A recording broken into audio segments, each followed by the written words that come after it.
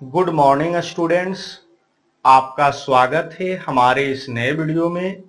इस वीडियो में हम लेकर आए हैं बायोलॉजी क्लास 12 का एक क्वेश्चन। तो चलिए हम आपको लेकर चलते हैं क्वेश्चन की ओर।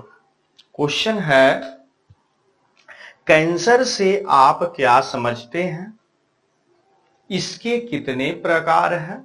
वर्णन करें। जी हाँ, क्वेश्चन है, कैंसर से आप क्या समझते हैं? इसके कितने प्रकार हैं? वर्णन करें।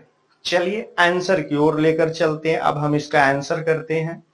आंसर में हम लिखेंगे कि शरीर में पाई जाने वाली कोशिकाओं की वृद्धि एवं विभेदन नियंत्रित एवं नियमित तरीके से होती है।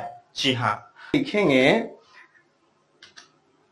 जब ये क्रियाएं अनियंत्रित तरीके से, किस तरीके से? अनियंत्रित तरीके से संपन्न होने लगती है तो इसे कैंसर कहते हैं। तो ये तो हो गया कैंसर कहते हैं ना, कैंसर का आंसर हो गया। लेकिन क्वेश्चन हमारा था कि कैंसर से आप क्या समझते हैं, तो थोड़ा सा और आगे हम लिखेंगे। आगे हमको लिखना है, कोशिकाओं की असामान्य वृद्धि अनियमित कोशिका विभाजन के फलस्वरूप होती है। जी हाँ, कोशिकाओं की असामान्य वृद्धि जो होती है अनियमित कोशिका विभाजन के फलस्वरूप होती है। ये जो कोशिकाएं होती है वो शरीर के किसी भाग में धीरे धीरे एक गांठ के रूप में परिवर्तित हो जाती है। जी हाँ, एक गांठ के रूप में परिवर्तित हो जाती है। आगे बढ़ते हैं। आगे हम लिखेंगे कि कोशिकाओं द्वारा निर्मित गांठ या कोशिकाओं के समूह को ट्यूमर कहते हैं। फिर से, कोशिकाओं द्वारा निर्मित गांठ कह दीजिए या फिर कोशिकाओं के समूह कह दीजिए, है ना, तो उसे हम क्या कहते हैं? ट्यूमर कहते हैं।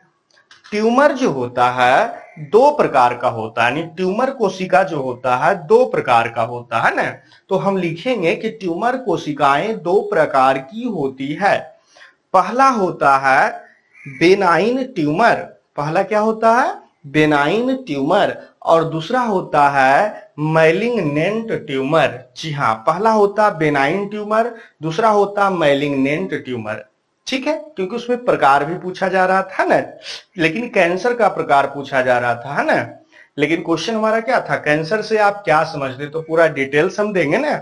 चलिए आगे बढ़ते हैं।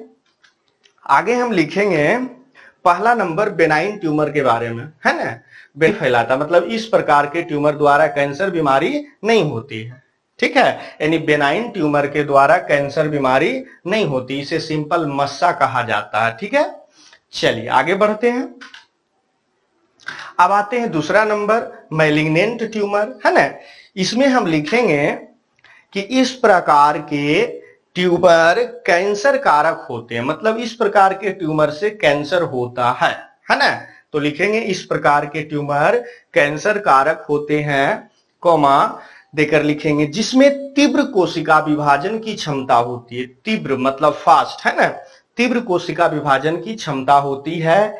इनकी वृद्धि असीमित होती है। जी हाँ, इनकी वृद्धि क्या होती है?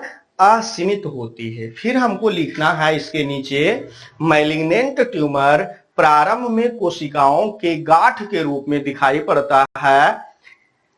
फिर लिखेंगे उसी में हम, यह तीव्र गति से विकसित होकर शरीर के अन्य अंगों को प्रभावित करता है। चलिए फिर लिखेंगे हम, उनकी कोशिकाएं टूटकर लसिका या रुधिर परिसंचरण तंत्र की कोशिकाओं के साथ शरीर के दूसरे भागों में पहुंचकर वहां भी गांठ जैसी संरचनाएं उत्पन्न करते हैं। चलिए फिर हम लिखेंगे कैंसर के प्रकार। जी हाँ, कैंसर का प्रकार लिखेंगे तो देखिए, प्रभावित ऊतकों के आधार पर कैंसर निम्न प्रकार का होता है। चलिए पहला नंबर हम जानेंगे सारकोमा। पहला क्या है? सारकोमा।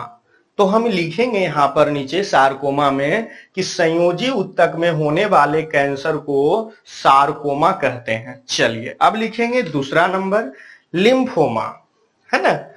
तो लिम्फोमा में लिखेंगे लसिका ऊतक में होने वाले कैंसर को लिम्फोमा नाम से जाना जाता है। चलिए आगे लिखेंगे हम तीसरा नंबर कार्सिनोमा, है ना। तो कार्सिनोमा में हम लिखेंगे एपिथेलियम ऊतक जैसे त्वचा, फेफड़े, स्तन, अमाशय, मुंह, गला इत्यादि में होने वाले कैंसर को कार्सिनोमा कहते हैं। चलिए चौथा नंबर लिखेंगे लाइपोसा। आंसर में ही लिखेंगे चौथा नंबर लाइपोसा लिखेंगे, लाइपोसा में डैश देकर बसा ऊतक में पाए जाने वाले कैंसर को लाइपोसा कहते हैं। बसा ऊतक में पाए जाने वाले कैंसर को क्या कहते हैं? लाइपोसा कहते हैं। चलिए पांचवा नंबर हम लिखेंगे ल्यूकोमिया। अब इसका ल्यूकोमिया में हम डैश देकर लिखेंगे रुधिर कोशिकाओं को निर्माण करने वाले कोशिकाओं में होने वाले कैंसर को ल्यूकोमिया कहा जाता है। चलिए तो ये था हमारा आज का क्लास, है ना। उम्मीद करते हैं कि आप लोग को ये वीडियो अच्छा लगा होगा।